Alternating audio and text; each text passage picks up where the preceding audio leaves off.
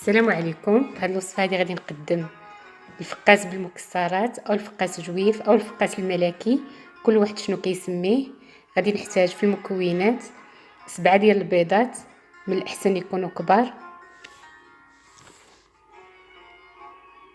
100 غرام ديال المشماش مقطع، 40 غرام ديال الفواكه المعسله، 100 غرام ديال الكركاع وشويه ديال البندق، 100 غرام ديال اللوز مرطب، 100 غرام ديال المايزينا وكنعبروا بالكاس، 250 غرام ديال السكر كلاصي يكون مغربل،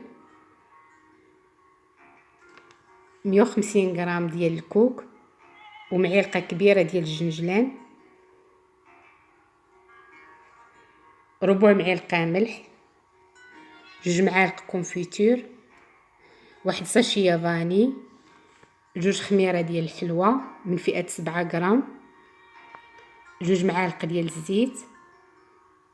وبالنسبه للطحين غادي نشوف على حساب الخليط. كنحتاج هنا 8 ديال القوالب، كلهم غلفتهم بورق الطهي وورق الالومنيوم باش نتفادى ان العجينه تخرج لي من التحت. ولا ندوزو للطريقه. كنحط البيض في العجانه كيتضرب مزيان، كنزيد ربع معلقه ديال الملحه وكنبقى نزيد سكر كلاصي غير بشويه بشويه حتى كيطلع عليه البيض.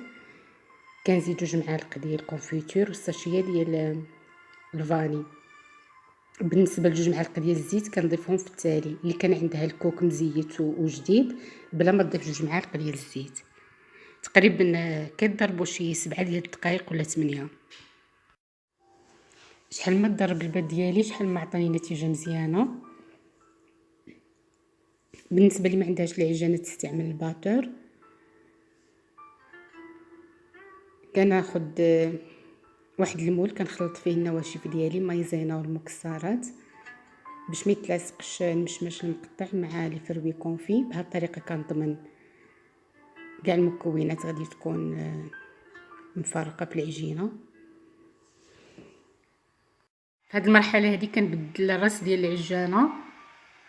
كناخذ كاس صغير ديال الفرينه كنضيف له جوج ساشيات ديال الخميره ديال الحلوى وكنخليه حتى للتالي عاد ونزيدو.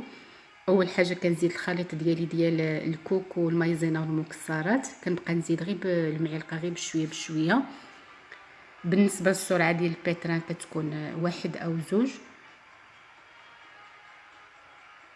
المهم كنبقى نزيد بشويه بشويه حتى نكمل الخليط ديالي. وغادي نزيد الخليط ديال الفرينه والخميره. غير نردوا البال بالنسبه للخليط ديال الفرينه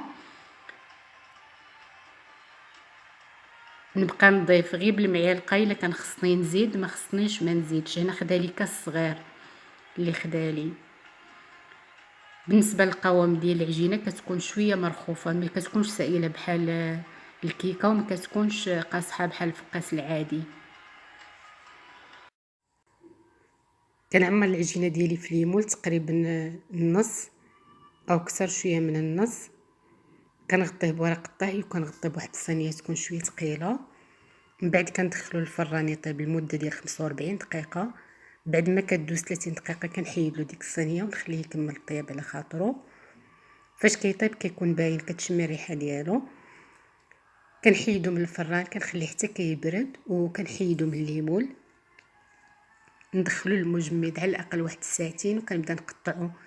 هنا كنقطع بالكيتور باش ما كيتهرسليش في التقطاع. نردو في واحد الصينيه كنستفو ونردو للفران يتحمر من جوج جهات. الصراحه النتيجه كتكون واحد الفقاس رائع في المذاق والشكل ديالو، والطريقه راها سهله وواضحه في الفيديو. نتمنى ان شاء الله تجربوها وتنجح معكم الوصفه.